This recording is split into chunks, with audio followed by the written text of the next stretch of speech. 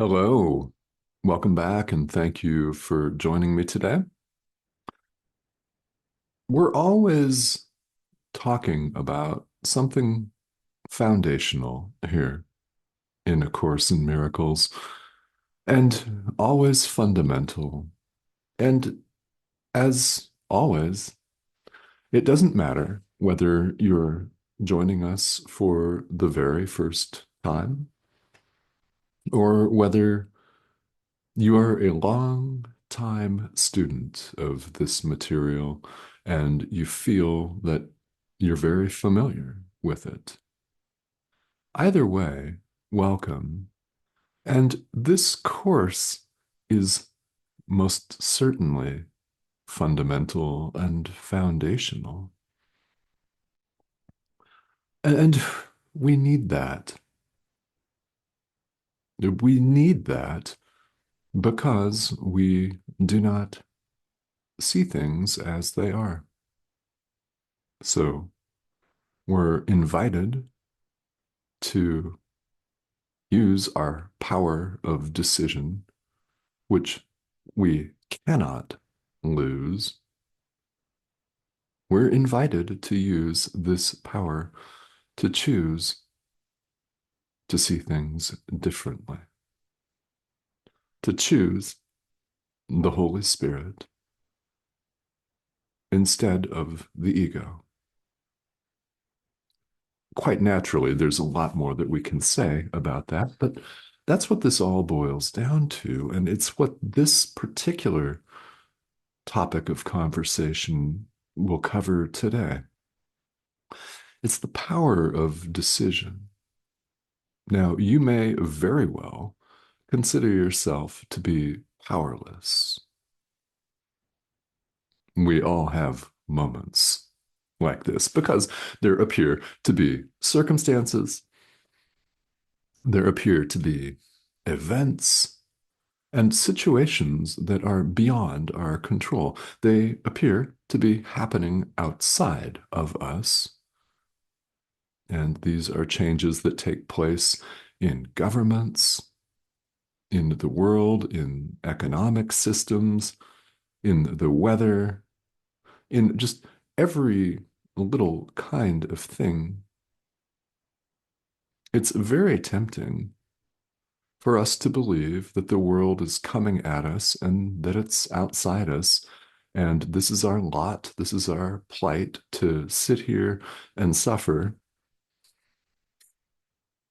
and to do the best that we can to comfort ourselves because this life is hard. It's very tempting under these circumstances to fall into the habitual thought process of being a victim, thinking there's nothing we can do about it. This is coming at us and it's hard. Now, we can use stronger language than that. I'm sure you've thought of different ways of describing this. Let your mind run amok on that one, right? Because it's difficult. And we're tempted to say that I have no power. Well, the power of decision is, in fact, what we have to use here. It's what we've got as we appear to be an individual self sustaining survival unit running around on this spinning and wobbling ball of rock with a molten core that appears to be hurtling through this thing that we call space. We are very tempted to think, okay, there's nothing I can do about this. Well, the power of decision is given to us. And whether you think you're exercising it or not, you are. every moment of every day. Even if you deny that you have this power, you're exercising that power. We have one decision, happily. It's simple, one decision. Not 8 billion decisions, not 30 billion decisions, one. And there are exactly two choices. And that's it. One, the thought system of the ego, individual self-sustaining survival unitism, where we think we're an individual human being. We think we're separate from other individual human beings, and we project onto them the same supposed individuality, and we think that we're separate from God. That's one choice. It's the choice we all keep making, or we wouldn't appear to be here having this conversation.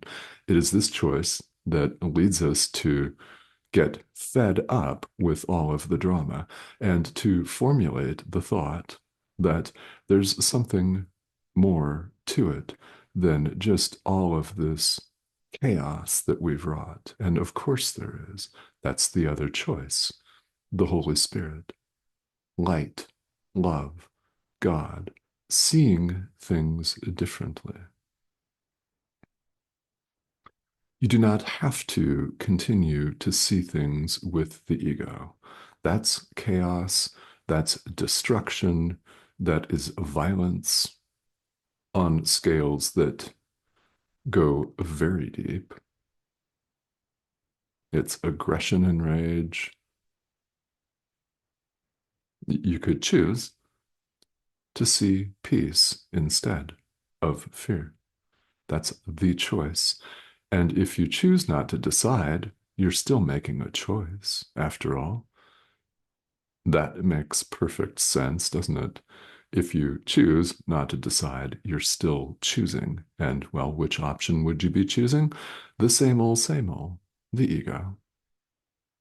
The ego doesn't want you to hear that at all. It doesn't want you to keep watching this conversation, but you've watched up to this point, so why not continue for a few more minutes? The Holy Spirit has something to share with you. What exactly that is, I have absolutely no idea, but you will know when you hear it, which is very cool. You know what I'm talking about. When something lands for you, it's not this pixelated image on your screen. This image that you see is absolutely nothing special at all. I can promise you that. When something resonates here, it is the Holy Spirit speaking to you. You may count on that. So we look at all of this drama going on, all of the chaos, and we think that it's outside of us. It's impossible that the Son of God, you, me, everyone, be merely affected by things that appear to be outside of us. That's absolutely not possible. Now, let's back up. Son of God, every living thing, the creation of God. The Son of God is often referred to in people's minds and oftentimes limited to Jesus, the historical Jesus. Well, let me tell you something. We're all the Son of God. Every living thing, the creation, extension of God.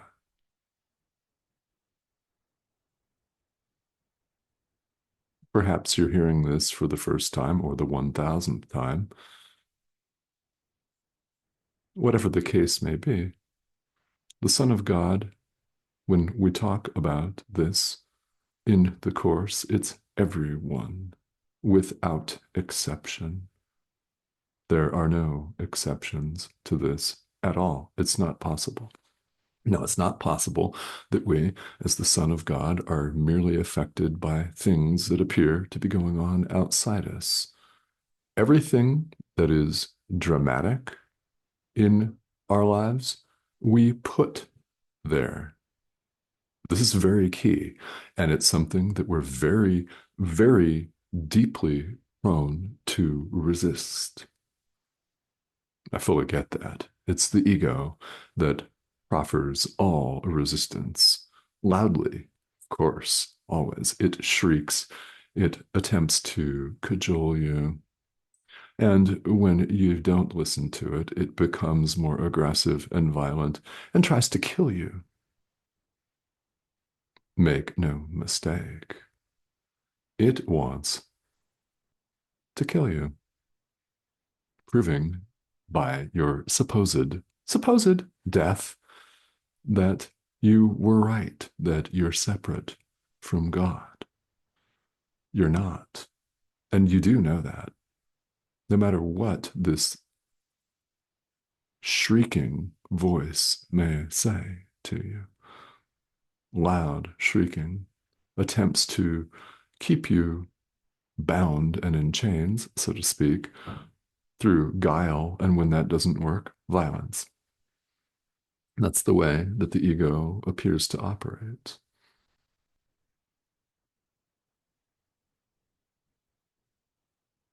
So we don't have to listen to that as our guide. I mean, that's really a very important idea. It's a very important consideration, isn't it? You don't have to listen to this shrieking madman, this psychotic maniac who doesn't know what it's doing anyway. You don't have to listen to that. You know that you don't have to listen to it. So there is no need for you to continue to go back to it.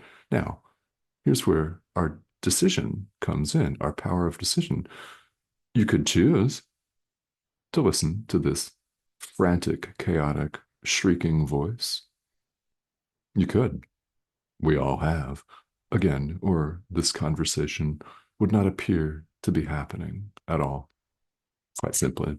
It just wouldn't. If we had all been listening to the Holy Spirit, none of this would even be necessary. And here's the deal. The guidance of the Holy Spirit is loving, it's peaceful, it's patient, and it's kind. We have only to give what the Course refers to as a little gift of allowing the Holy Spirit to guide us, allowing the Holy Spirit to exercise our power of decision. When He does this, when it does this, our inner teacher, the Holy Spirit, decides for God for us. All we have to do is allow it. That is all. That is a minute role. May seem really large and difficult, but it's a very little role. That's the part that we play. The rest, He does. The rest of it, the Holy Spirit does. And the Course repeats that never has so much been given in exchange for so little. What's so little? Our willingness to allow the Holy Spirit to guide us, our little willingness to allow the Holy Spirit to decide for us. He always, 100% of the time, decides for God, for peace, for light, for truth, not illusion. He looks right past and does not recognize that.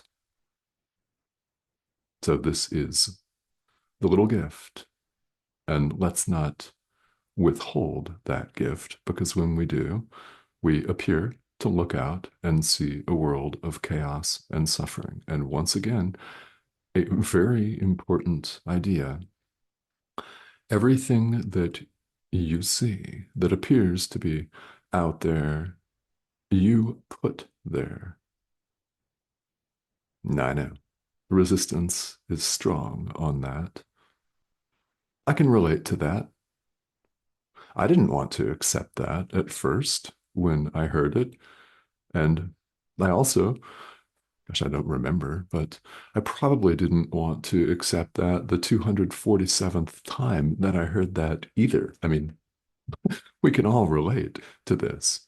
It's one of these deep foundational ideas that can seem to boggle the mind. I mean, it can seem really far out, as this course certainly can. And why wouldn't it, in fact? It aims for us to turn our perception right side up, to see with the Holy Spirit, to allow the Holy Spirit this little gift, give him this little gift, and let him decide for us. He'll decide for God, for peace, for love, for us automatically. We have only to let him. And it is this little willingness, this little gift that we want to withhold. We want to keep it to ourselves and run off and make decisions supposedly by ourselves, by our little ego self. And little ego self is inherently conflicted. It thinks it's separate from God. Nope. In fact, it's impossible. In truth, the ego is nothing. It's not real. It does not exist. Yet we can continue to use our power of decision, or shall we say, misuse our power of decision and make it real for ourselves. But we don't have to.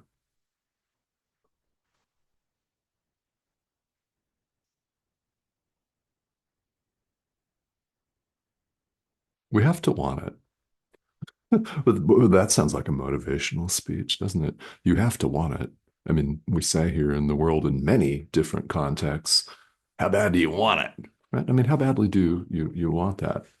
We're invited here in A Course in Miracles to work in our own mind on wanting the peace of God. That's one of the workbook lessons. I want the peace of God. You may be familiar with that. And we're invited to want the peace of God and nothing else. Not the peace of God 6 days a week or 5 days a week or the peace of God in this meeting, but not this meeting because so and so is going to be in that meeting and all of the time. We're invited to want the peace of God and nothing else. There is nothing else. What else could we want? Our own little psychodrama? Well, you don't have to want that. You can let all that go. It's a choice. It's this power of decision. And what we need to do is want the peace of God. That will really, really help us to give the Holy Spirit this little willingness, this little gift of even the slightest opportunity to decide for us. Let the Holy Spirit exercise your power of decision. Here's what's going on when you do that. Please don't fear that you're giving your power away to an outside source. The Holy Spirit is not outside you. The Holy Spirit is part of you. The Holy Spirit is part of you. Let's be very clear. It's part of our mind. It's not outside us. Not at all. So we have to want to give this little gift. And again, never has so much, i.e., everything, been given in exchange for so little. It can even be a fraction of a second. That's enough. It's enough. And you can rinse, repeat. And when you do, things don't look the same. You're not experiencing them the same way. Your perception changes. That's what we want. And once our perception is fully and completely clarified, truth dawns of itself. That's what we call awakening or enlightenment. Here in the Course, it said God takes the final step himself, but first we must meet the conditions of peace. We must clarify our perception and see things as they really are. That's what this Course is all about. Truth dawns of itself automatically on its own at that point.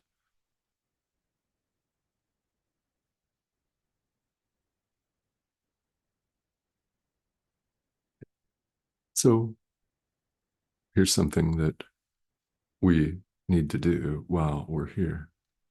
Apparently, here, I stress that. We need to perceive that what is strong enough, mind, what is strong enough to make a world can let it go. What is strong enough to make all of this stuff can easily let it go. It can choose to set it aside.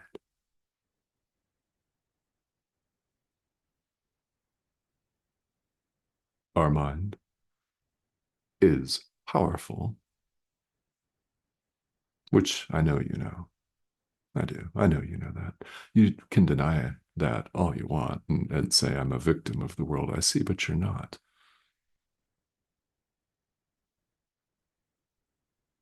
It's powerful. And having made a world, it can unmake it, i.e., let it go. That's what we're invited to do. We're invited to accept that we did this to ourselves, which we did, and accept the correction of our perception. It's the correction of our inner teacher. We've simply made a mistake. Feels like a big, powerful, painful mistake, for sure, but it's a mistake. In truth, the separation never occurred. We're all perfectly at home in God as the Son of God. Why? Because, well, like extends like. Love extends itself. Doesn't extend division, separation, hatred, blame, warfare, and fear. It extends love. God extends himself. Not 8 billion screaming beings, plus all of the other apparently separate life forms on this apparent wobbling, spinning ball of rock, hurtling through this thing that we call space, where everything appears to be separated, and vastly so. We could choose the Holy Spirit instead, and it is this that we're all invited to do over and over again, as it turns out, as we study and practice the Course. And as a practical matter, we need it. So I thank you very, very much for having tuned in here today. And again, there's always a message, and perhaps more than one, quite possibly several, from the Holy Spirit for you. And you'll know what that is. I mean, we always know what it is when it hits us, when something resonates. It's the Holy Spirit. And whatever that message is, you're invited to pay attention to it and give the Holy Spirit this little gift of your power of decision. Let him decide for you, even if it's only for a fraction of a second. And then when you remember to do it again, simply do it again. So, thank you again for joining me. If you have not yet subscribed, please do that. I'd love to have you join us. Thank you to those of you who recently have. This is the prompt in the corner of your screen. Just click that icon. Actually, it's been up for a while, and it's that arrow there. Click subscribe, join us. It's a very, very vibrant community. Your comments are more than welcome here. I invite them. If you have a question, please feel welcome to leave it. And if you would like to simply pop in and say hello, please do that as well, because I'd love to hear from you. It's an international community and it's growing. And well, this communication thread is open to all of you. I'm here to serve as a guide and to assist you in any way that I can. Okay? So thank you for joining me, and I will talk to all of you very soon.